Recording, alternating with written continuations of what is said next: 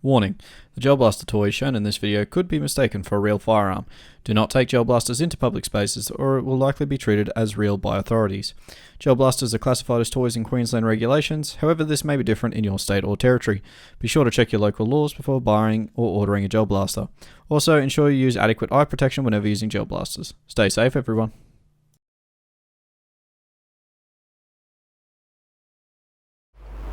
So g'day boys and girls, how you going? Welcome back to the Novice Driver Shed to have a look at another gel ball blaster. This time we're looking at a rifle. We're looking at one of the newer SMGs. If you've seen some of my photos on Instagram, or actually you can probably see directly in front of me, you can figure out exactly what it is. But I'll get to that in just a second. First things first, thank you for all your notes and criticism. I do very much appreciate it all. A few points that I mentioned over the last, since I really started doing these, about lighting. Now I have gotten some lights. As you can see by my lovely friend just there, who moves when I move and does the dance. However, I need to actually figure out how these work and the best way to set it all up. So there's probably going to be some changes over the next few videos in this regard, in this format, but that's fine. I can deal with that as I go. Just bear with me. Again, if you have anything you want to say, just go ahead and tell me, and I will see what I can do to take it into account. Moving further on with that, I recently joined the G3 boys down at Susan River Gel Ball, and that was a great bit of fun. I highly recommend you check out that field. You've probably already seen some videos I've posted up of gameplay of that field, including some chase cam footage. One of our mates even brought a drone, so hopefully I'm able to get my hands on that and show you guys. If I have, you would have already seen it. So yeah, there is all that. And I have noticed that the channel has been steadily growing towards 500 subscribers. Now, I will definitely try and do something for the 500 subscriber mark should we hit that anytime soon. I just need to actually get off my ass and not be lazy and figure out what I'm going to do there. Maybe a giveaway, I don't know. I'll figure it out. But that's all good. So, without further delay, we'll jump straight into the blaster review. And today, like you can tell, we are looking at the version 2 of the P90 Gel Ball Blaster.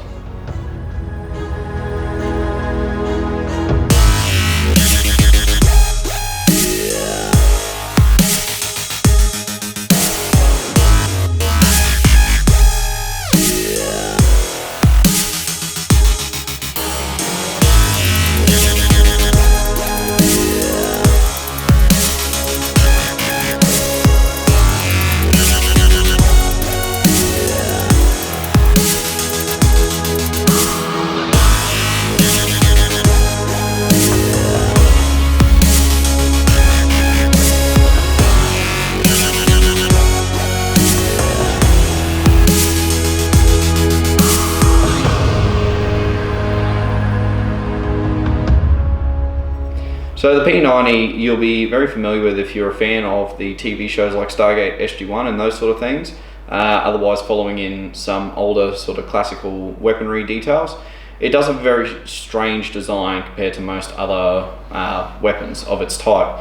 Now, being so unique means that there's usually people fall into one of two categories. Either A, they love it, or B, they absolutely hate it. I'm one of the people who love it, again due to my aforementioned love of sci-fi TV shows. But I do like the design. It's something different, it looks cool, futuristic, all of that. So we'll jump straight into the close-up look. And before we get too close up, what I am going to say is this blaster is entirely nylon, including this upper section here. Someone was asking me about that in a photo I posted. It's quite solid, so it's not going anywhere. So you can put some weight onto that. There's even a sling attachment point there, and also back here, so you can actually rely on that without too much drama or worry about it breaking. It's not going to go anywhere. Not only that, but like you've probably seen on some of the posts, it is quite solid, so it's a nice feel to it. Also looking at how it's held together, it's got a whole heap of these hex key bolts holding it together as opposed to just crappy old self-tapping screws, which means that this thing is not necessarily going to just fall apart on you. So we'll start with the back end this time. We always like having a look at a bit of booty, and we do have this textured buttstock sort of design just there. There you go, so you can see in the light. Now that is actually a rubber pad. Feels quite good and it's slightly concave, so it's not really a bad design. You do have your sling attachment point at the bottom here, like I mentioned. Now the slings for these things, the ones I would recommend getting, are sort of a strange design. It actually has a strap that goes all the way around the buttstock and then comes off from there. If you get your hands on one of those, it's quite good because then you can put it on and it will just sit there like that. But I digress, moving further along. Now, one thing you will notice, and I'll try and show you just on the top of the buttstock there, if I can get the lighting right, you can see, and you're going to see this across the entire blaster, including up there, the magazine feed well, and across all the handguards and pistol grips.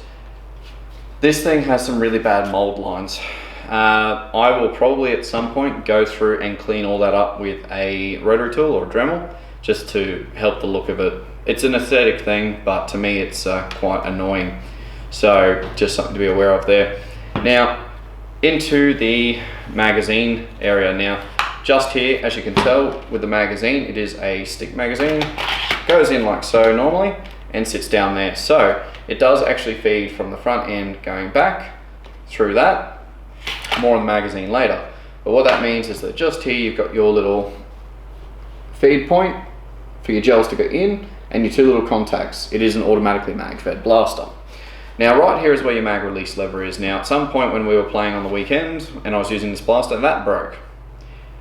Didn't take too many games either, so I don't know why it was so weak. It wasn't the screw fell out, it was that one of the latches broke. There's two latches, similar to your M4 style. One goes through with a stick and the other one screws onto it on the other end. And the side that wasn't screwed on, the molded side, is the one that snapped, and so the whole assembly fell out. I don't know where it went, I didn't even notice it fall out.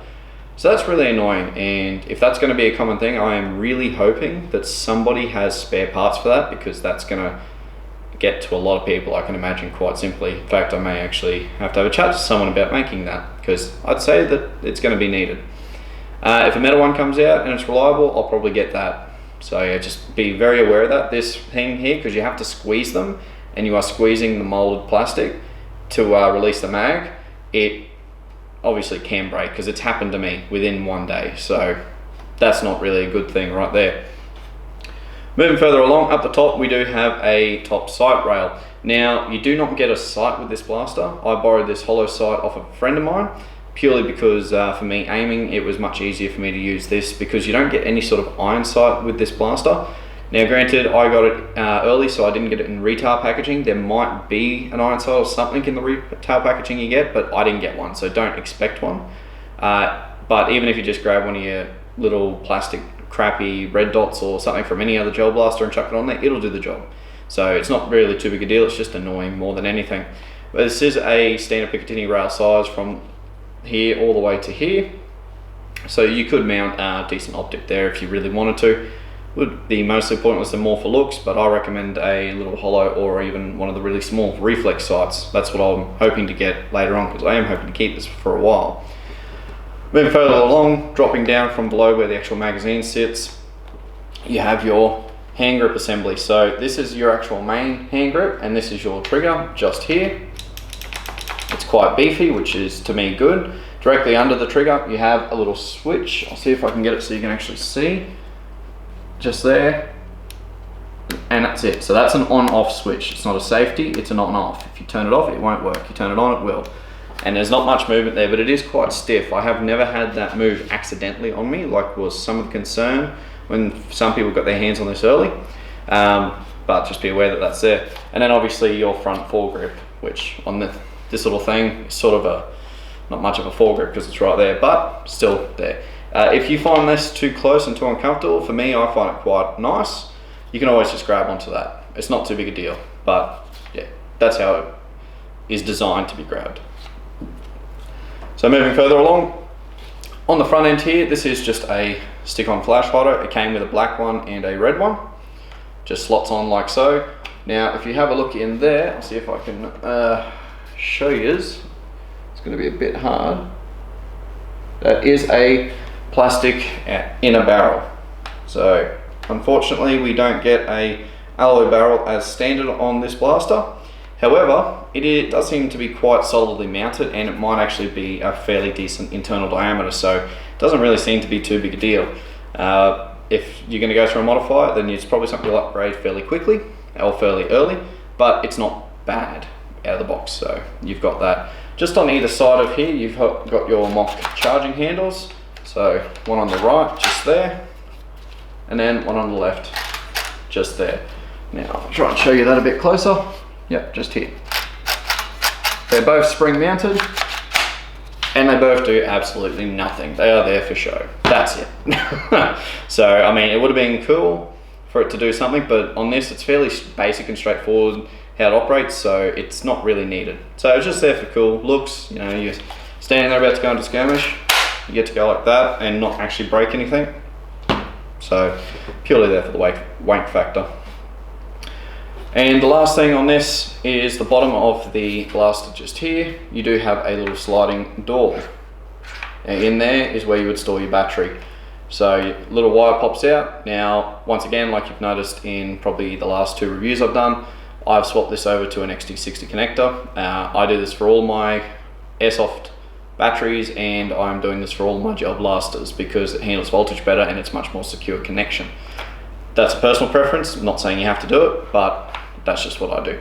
Now there is a little nub just there on the door. I'll see if I can get that a bit closer for you to have a look at. Just there on the top. And that's meant to lock it in place. However, mine, I think a vent at some point doesn't actually lock. It's only meant to be a light thing. It's not meant to be anything massively secure. But if you put a decent sized battery in there, which you can mostly fit these batteries in, I'll get onto that in a bit, you may, it's not going to move. It's not going to just fall out on its own, so it's not really too big a deal. So now that we've had a look at the actual blaster, we'll jump straight into section 2 and have a look at the basic operations. Now while we're doing that, the first thing we'll look at is the magazine. Now the magazine, obviously, as you can see, is a very much a stick or box design magazine, depending on how you prefer to look at it and what country you take your inspiration from. It is quite unique in that obviously this sits horizontally in the blaster like so. So there's no gravity feeding the gels into the actual feed well in order for it to feed up. So in order to get around that, you can probably see in there and in the back there, they've got a spring design. Now basically what this spring does, you put your gels in and the spring feeds them down into the actual feed tube. Once again, this is automatic like you would have seen, so there is a little motor in a compartment just here, drives that little gear, which then comes out into the top of the blaster. So it is a cool little design, very basic in its operation, but no reason why it needs to be anything complicated. It does the job and it does quite well. So there are a couple of things I've noticed in playing with this magazine that are somewhat of a concern. First one is that you always seem to mash gels at some point. So, and not only that, it seems to get in behind the spring. So after firing this magazine through once or twice, you'll notice a build-up of mashed gels in the back here. Something to be careful of. It's fairly simple to get rid of. When they start building up, just open up your little side door, just like so. And then, because the magazine, the spring is fully extended back here, you can just shake it a bit and those fallen gels will come out of the fill door. It's not too big a deal. It's annoying, and if you don't look out for it, it could potentially start throwing some mashed gels out at you, but so far I haven't had any issues with it. Now, the second part that I see as a problem with this design, and is probably one that you may notice and hopefully doesn't cause any problems going forward. Sorry, a couple of gels just fell out in there. Oh, there's another one.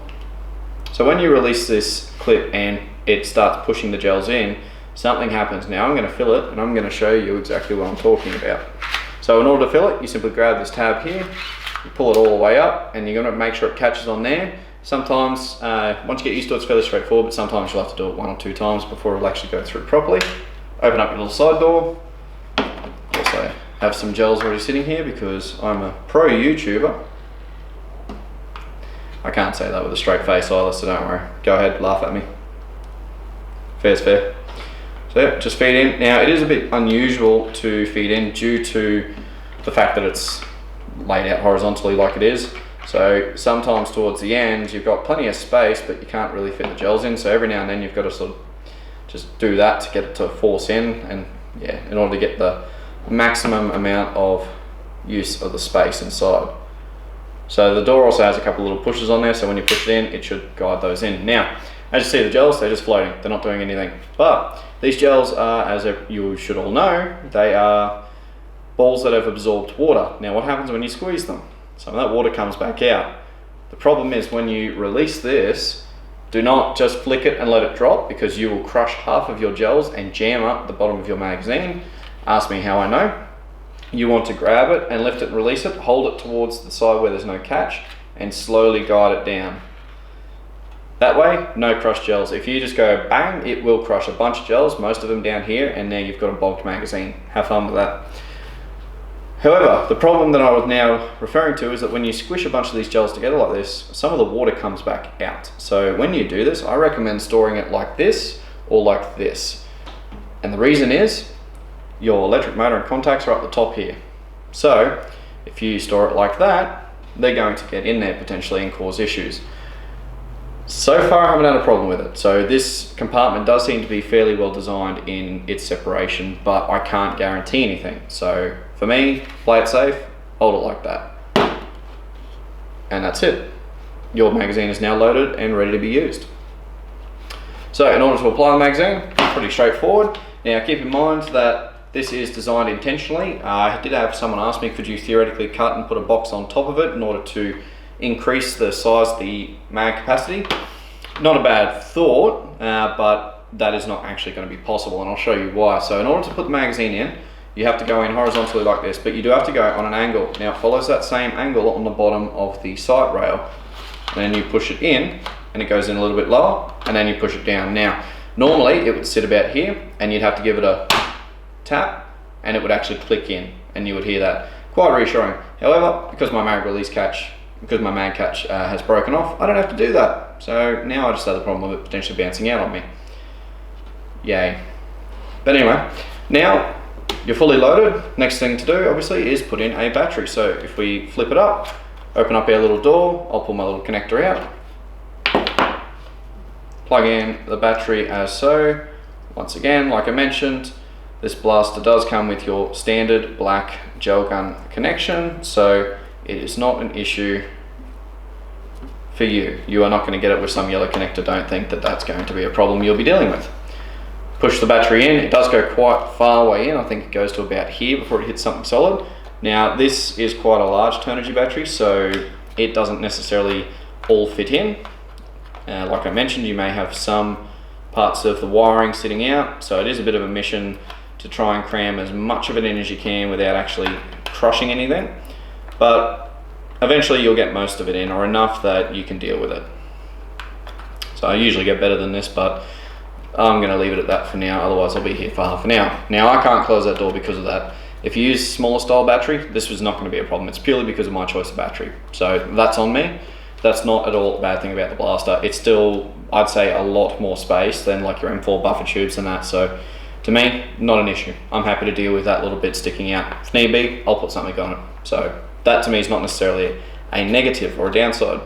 So like I mentioned, you do have to flick your trigger. Flick your switch. So the switch, just on the bottom here, see that tiny little movement right there? That's it. That's all you've got. So you just flick your switch forward like so, and now we're ready to go. And she is ready to blast. So now the blaster is ready to fire. We're live with the battery, we're turned on, and we've got a loaded magazine. One of the benefits of this magazine, as you can see just there, you can actually see your gel. So as you fire, you'll see that moving down. So you can visibly quite easily see, because that's where it is, how much ammo you've got as you're going, something which you'll notice later on in some of the footage, hopefully. The magazine capacity in these things is very small, so I will do a mag empty test. I'm not expecting it to take very long, but just something to be aware of there. And as you can tell, I am using purely hardened oranges. I've made up a new batch with no milkies mixed in to contaminate, thanks to comment from someone. I'm sorry, I can't remember at the moment exactly who it was who said it. I should have written it down, but I'm crap, so I didn't. But yeah, so purely hardened oranges for all of these tests throughout the rest of this video. Now, how you hold the blaster, the ergonomics, like I mentioned, you do grip it on through there, your trigger's on there, and that way you have quick access to the switch if you need to turn it on or off, just here. And then also you got your front foregrip. Now you can go one-handed like so, it is entirely possible. It's not too heavy. I would say that this thing, and this is one of the heaviest components on it at the moment, so if you don't have this like me, because that's mostly metal, it's actually not that heavy. It's probably maybe 2 kilos, really. Maybe I should start weighing these things. If you want me to, let me know and I will. But yeah, it's not too heavy, so you can wield it one-handed like so and extend your reach quite a far bit out. However, like most things, if you have two hands, it's easier to control and you get to have more fun. Giggity. Moving on. So now that we've had a look at how to operate the blaster and how it actually looks up close, you know what the next bit is? Let's jump on the chrono. Once again, as per usual, always make sure you're wearing adequate eye protection whenever you're firing your gel blasters. So, let's see what she can do.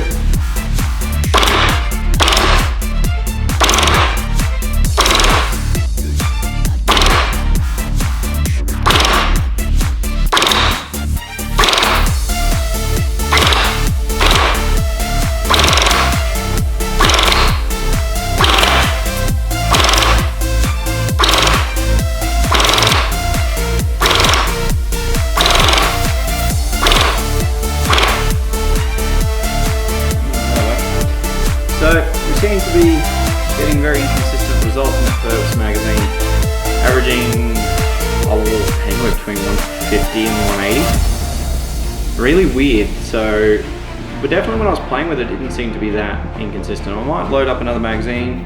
I'll just make sure it wasn't a bad batch of gels. I don't think it was. It could just be the way it's designed, but that's very inconsistent. Alright, so I've reloaded the magazine. We'll have another shot and we'll see if it gets any better.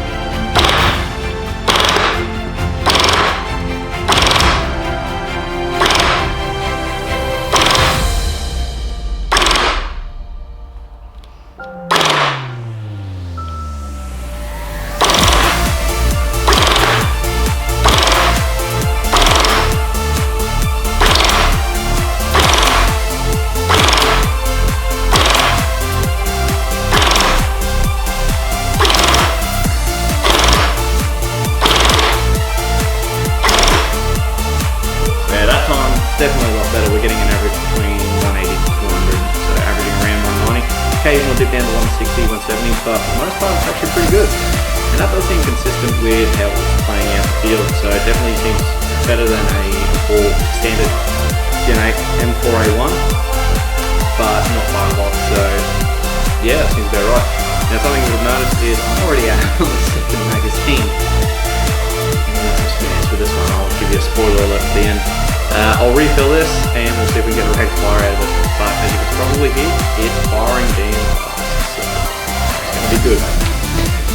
Rate of fire test. Let's see if I can do this without screwing it up. Probably won't.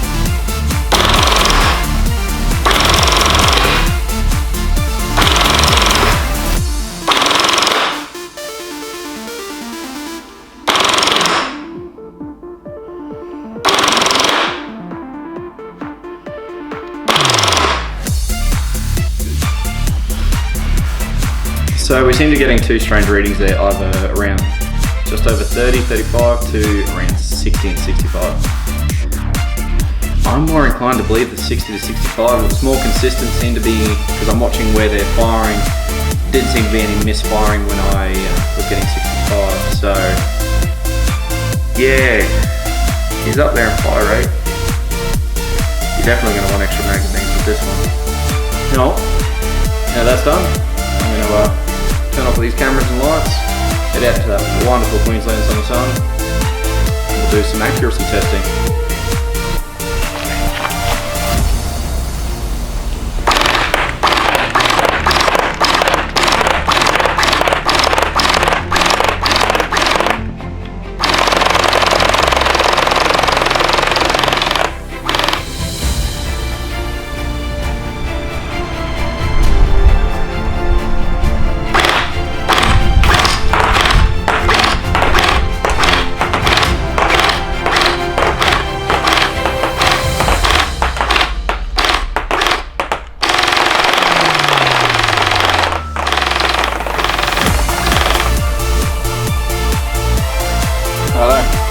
Just like the others, we'll do a mag empty test. Now keep in mind I filled this up as much as I can. Still not going to take very long, I'm thinking. Once again, I am using an 11.1 airsoft P90 battery, so it is definitely going to be a fast fire rate because of that.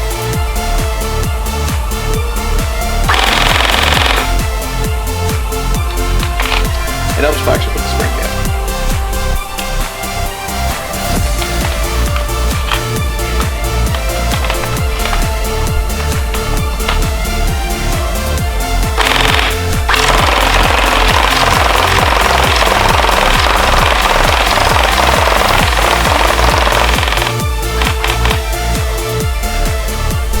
So I've just come back inside from doing the mag empty and accuracy testing. Now, like I mentioned, you will always have some gels left in there, and they're always a pain to try and get out, just be aware of that. However, see there's a mash gel, there's a bunch down the bottom there, and some fell out just as I took this out of the blaster, as you can see just there on my little workbench. So that's only after putting 2 loads of gels through this one mag. And we've got all that to deal with. So be very careful of that. Make sure that you do clean these things out good after using them a few times, because otherwise you're probably going to start having some problems there. But anyway, continue on. So that whole mash gels in the magazine thing is really annoying. It's just part of the design. It's not really too big a deal. As long as you do keep them clear, it should be fine. Also, I didn't do a range accuracy test out further past 15 meters, because even at 15 meters it was struggling to hit the black board, as you would have seen. And I was actually, in some senses, having to angle the blaster up in order to hit, so going any further is just not going to show anything of value, so there you go.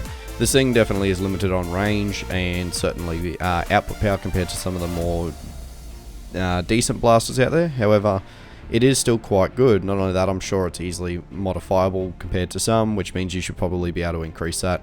Hop up would definitely help on that, but I'll get to that towards the end.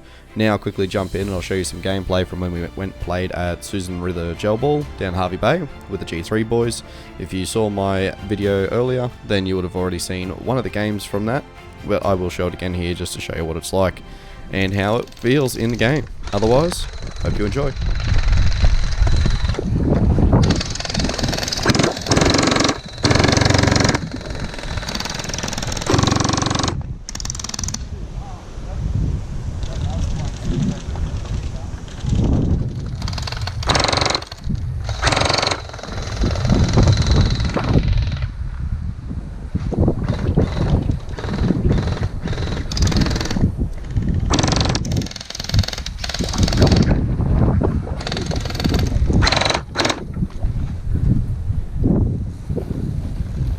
Awesome.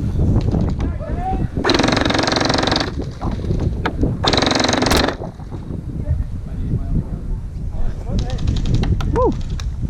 Cheers.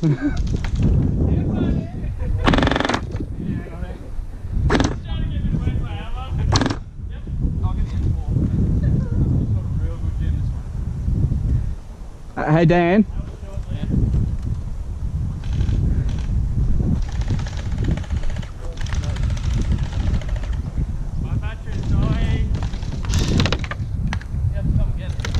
Oh, hey Michael.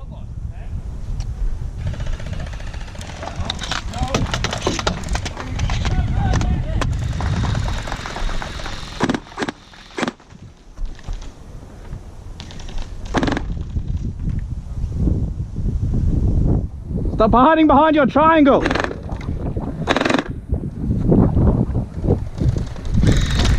Bang!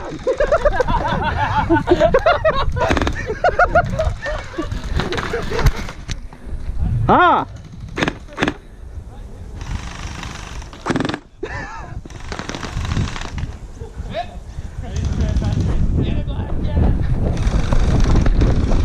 Bang, bang, bang, bang, bang, bang, bang, bang!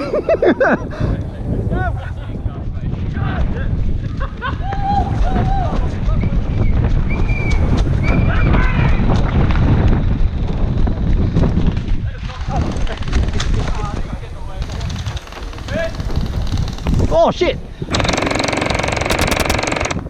Yep, got him.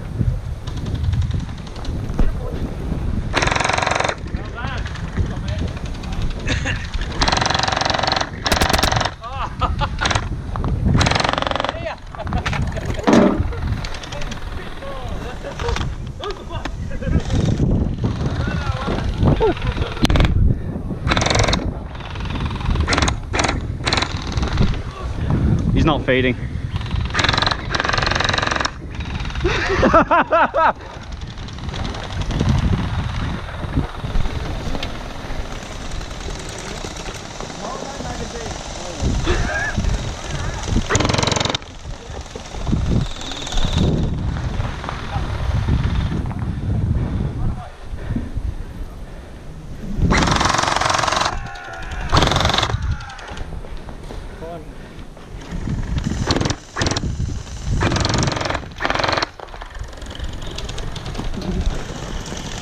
Whoa! I'm out.